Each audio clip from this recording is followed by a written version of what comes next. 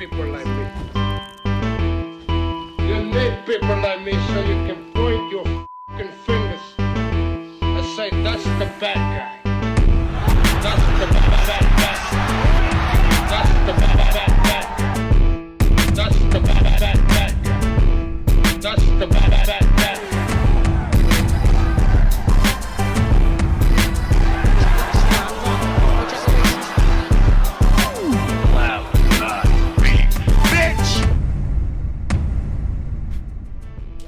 To the motherfucking relay, we're covering today's top boxing news. Okay, we'll start with this. More on Savannah Marshall's upcoming endeavor into the world of mixed martial arts, saying, I've had to chase Claressa Shields into another sport. The rematch between them didn't happen because Claressa was insistent that Savannah have that rematch here in America. I'm not actually sure that Dimitri Salita ever sent Savannah Marshall an offer to fight here in America, but those were the terms. Yeah. Undisputed super middleweight champion Savannah Marshall is pressing to get back in the ring with Claressa Shields, and she's now targeting a second fight in two different sports. On Tuesday, this past Tuesday, it was announced that Marshall has followed Shields to MMA by signing a multi-year agreement with the PFL. I couldn't have missed this opportunity, and the PFL is one of the most innovative sports organizations in the world, and to be fighting alongside Kayla Harrison, Amanda Serrano, you've also got Jake Paul. It's an incredible opportunity, and I'm thrilled that the PFL wanted me to be a part of it. I'm not a fan of these crossovers. I've made that crystal clear in the past. For me, this would be like watching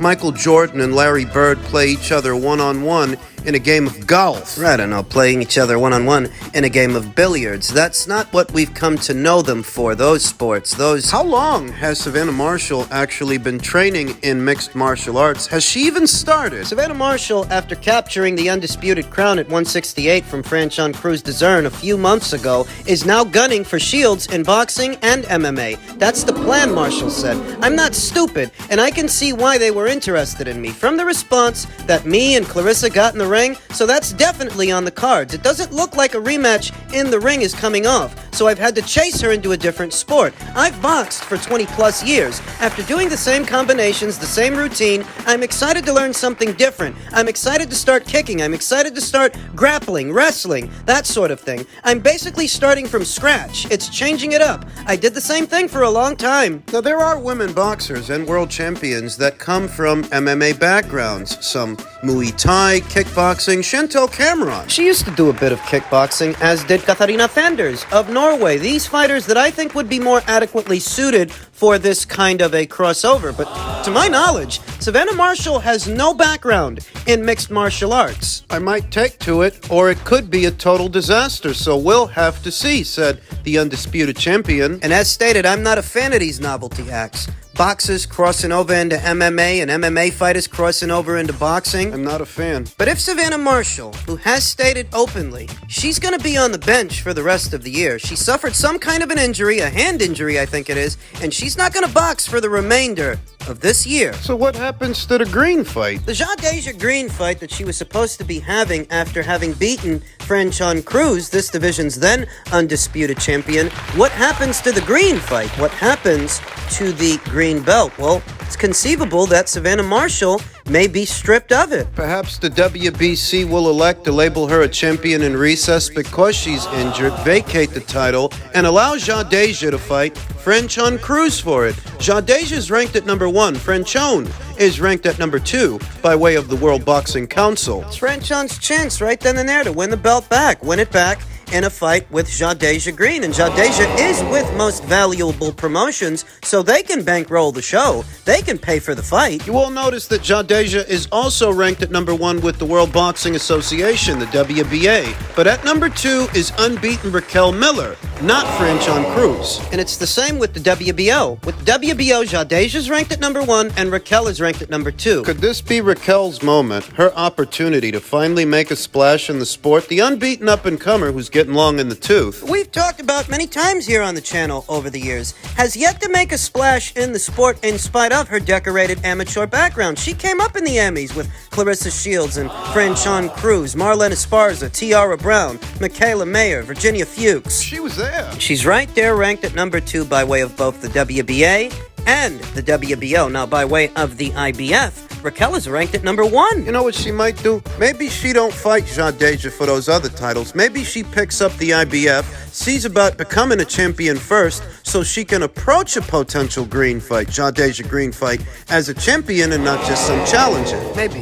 What we're talking about now could be several weeks or several months down the line into the following year, because to my knowledge, Savannah's not under any orders by way of the IBF. Not yet. Title's not vacant. And the first one that might go vacant is the WBC title, the green belt. That one might. It's a fluid situation, but with Savannah Marshall endeavoring into the world of mixed martial arts, I don't think she's going to toggle between sports to defend her undisputed crown simultaneously picking up a new craft, a new discipline. So it is conceivable that within the next 12 months, every single one of those belts might go vacant.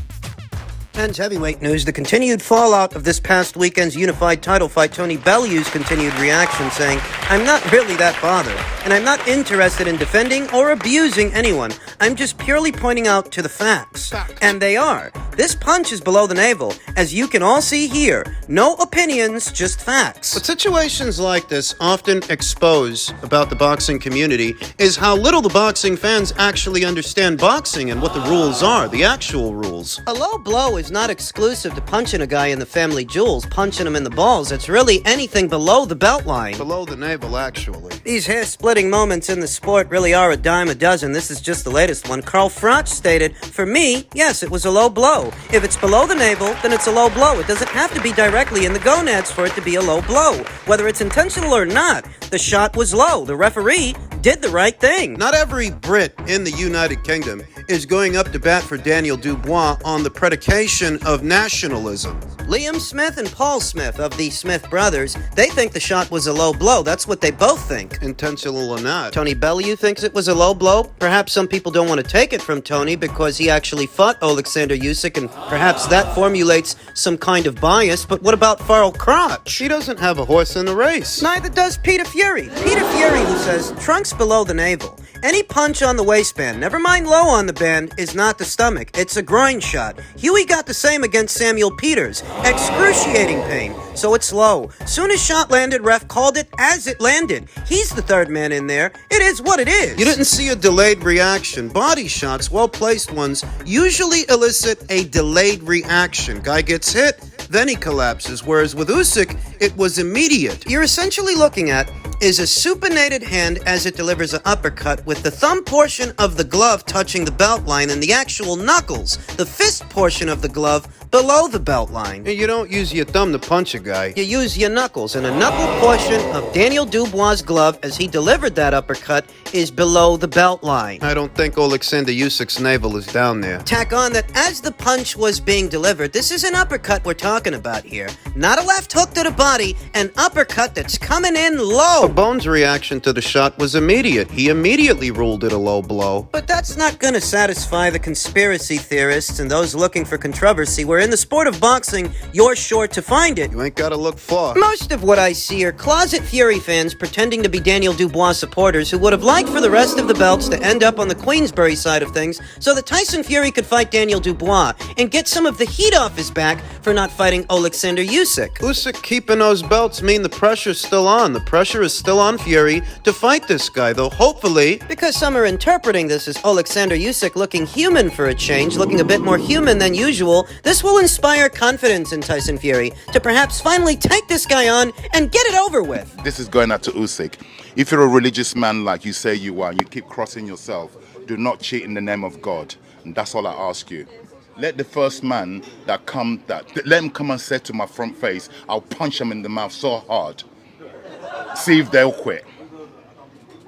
I promise you, when I get back to England or any human being that comes to, let them come and say to my face, come to my face, me, Don Charles, and tell me I'll punch you in the mouth. I'll probably get arrested by the police, but I'll punch you in the mouth. If he's going to punch every guy in the mouth that thinks Daniel Dubois quit, he's going to have to punch a lot of guys in the mouth. Because he quit. A lot of people saw him quit. A lot of people saw him do it. Do it for the second time. Not that that's going to change anything, because it isn't. Don Charles continued, if he's a true religious man, he should come out publicly and say the truth. I cheated. There's no difference to him to a drug cheat. He cheated. He knows he cheated. He ruled it a low blow? No, the referee ruled it a low blow. The referee referee made that call in a split second, made that call in real time, but Don Charles is accusing Alexander Usyk of cheating. That's an emotional response if I ever saw one. It's not up to Alexander Usyk to rule it a low blow. That's up to the ref, and he did that in a matter of seconds. In their mind's eye, Daniel Dubois was so close and yet so far away from victory. That's their interpretation of what happened in a fight that he was mostly losing. Mostly. Saw Daniel Dubois in the 6th round following the 5th get off 2 right hands to the body and finish off the round with a clear left hook, a clean left hook that had no effect on Alexander Usyk, not like what we saw in the previous round. This is going to be lost on a lot of people because the wound, the controversy as it were, it's still fresh. You can always go back and look. Why didn't those body shots elicit the same response that the one in the previous round did? Well, because those were actually body shots, whereas in the 5th, that was a pelvic shot. That was below the belt. The only part of Daniel Dubois' glove that was actually on Usyk's belt line was his thumb. The thumb portion of the glove, the actual knuckles, the business end of the glove. That was clearly below the belt. People are going to think what they think. It's not going to change my mind anyway. It certainly isn't going to change the outcome of the fight and what we all saw. Frank's gonna ham this up and use it as a marketing angle to bring Daniel Dubois back. Because he's coming off a loss and he's on the bounce, he'll get him 1 or 2 easy ones, step him up again, and I've no doubts that as soon as he steps him up again, that's as soon as it'll take for Daniel to quit again. Or maybe Tyson Fury will use this as an angle to fight him. Fight Usyk? Fight Daniel. Many years ago, after Derek Chisora lost the controversial decision to Robert Helenius, then champion Vitaly Klitschko elected to give Derek a title shot on the premise that he felt he was the rightful winner. He felt he won the fight. Fury might do that with Daniel. Alexander Usyk may end up fighting Philippe Hrgovic in his very next fight, the next mandatory challenger in the queue, and Tyson Fury, after he's done playing Dancing Bear with Francis Ngannou. Which isn't even a tune-up fight when you think about it. You're not working on anything boxing a guy that never boxed before, no matter how much money you stand to make. You don't go from Francis Ngannou to Alexander Usyk, and that's the only that's not even a tune-up fight. ring appearance that Tyson Fury is set to make this entire calendar year. So maybe what he elects to do is give Daniel a world title opportunity the following year after he takes care of business with Francis, while Usyk takes care of business with Philippe. Maybe. Frank says he's going to petition the powers that be to order an immediate rematch. That's what he says he's going to do, and we'll see if he gets anywhere with that. If he doesn't, maybe he puts Daniel in there with Tyson Fury. Maybe not. Maybe he gets Daniel a couple of ham and egg guys to get him back in the winner's bracket, sell a couple of tickets, sell a couple of fights before he quits again, because I've no doubts. When he's in a pinch, he's gonna quit. He got 180 times more time he should have got to recover from a genuine punch. And that fight was on the waistband, and the rules meeting is, look, you see fighters come in sometimes wearing high shorts, or they got their cup or bodyguard, they got that's high on them. So what happens at the rules meeting, they determine where is your waist, and it's the midpoint between your hips. So that's here. He had shorts on up here, he got hit on the waistband, and under those circumstances, the WBA have no alternative than to order a rematch. Well, Fish Eyes Frank Warren seems pretty sure of himself, seems pretty sure of what he's saying, but one Croatian sensation that goes by the name Philippe Hrgovic may take issue with that. Ahead of this weekend's fight, he stated, "I should be next for Usyk.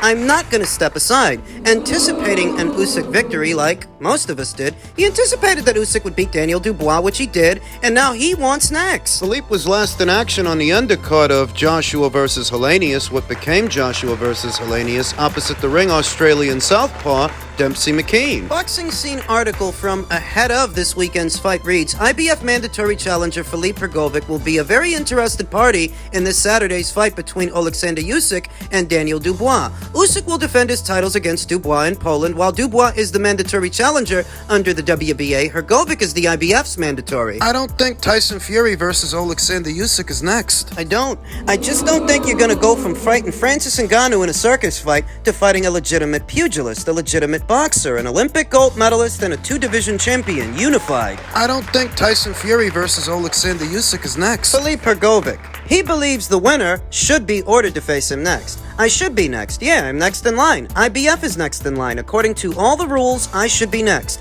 There's no unification fight. They had all the time in the world to make that unification, and they didn't want to do that. So you vacate the titles or you fight your mandatory. That should be the case. Hrgovic told Talk Sport. Usyk is a tremendous favorite to win the fight, which he did. Few boo birds and tiny violins aside, few bleeding hearts. Was anticipated ahead of this weekend's fight that should Usyk prevail, he would likely target an undisputed title fight with WBC champion Tyson Fury. But He's gonna go from Francis Ngannou to Alexander Usyk. he's gonna go from boxing a guy that ain't never boxed before to boxing a guy that's been boxing all his life. Who's gonna train him? I'm not sure what Tyson Fury's current relationship with Sugar Hill Stewart is. We do know that John Fury, He's mad. of course, Sugar Hill Stewart let the cat out of the bag. That while they were in talks to fight Alexander Usyk, he wasn't actually training him, which is the opposite of what Team Fury, Big John Fury, would have you believe. On that premise, John is angry at Sugar Hill Stewart, and I wonder how Tyson Fury feels. Most people feel that based on that and several other outlying factors,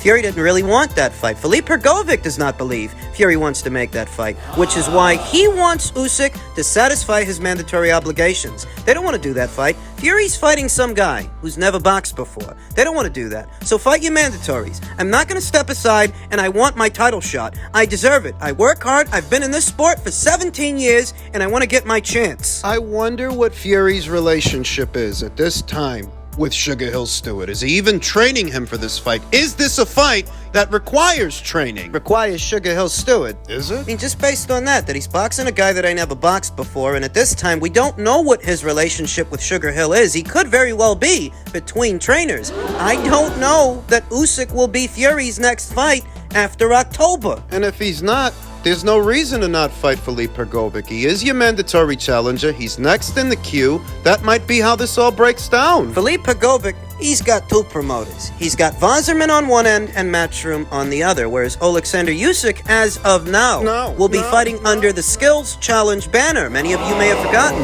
that he inked a pact with the people over there in Saudi Arabia, and he's their fighter. I think his very next fight will be the first fight under the promotional banner, presumably at some point in either the first quarter or second quarter of next year. Yeah, they're probably going to try to resume talks for the Fury fight. But think about it. If Usyk is with Skills Challenge now, and Skills Challenge are the ones trying to bankroll the Fury fight, how's Fury gonna feel about being the away fighter? Usyk is the house fighter in that scenario. Not him. Not Fury, who's fighting an MMA guy next, not a boxer. We don't know what his ongoing relationship with Sugar Hill Stewart is, if it even is ongoing. Might not be. I'm not optimistic. I don't know if you guys are, but I'm not. Nope. Wouldn't be at all surprised to see Alexander Usyk opposite the ring Philippe Hrgovic at some point in either the first quarter or second quarter of next year as part of a co-promotion between Vazirman, Matchroom, and Skills Challenge in Saudi Arabia. I'll go as far as saying as they might add this to what's supposed to be the Joshua versus Wilder show. I don't really think Usyk is going to box again before this year is out. It'd be nice if he did, and I think he should because he's not getting any younger, but he may take the rest of the year off. As stated, I'm not optimistic. I don't think Fury is next.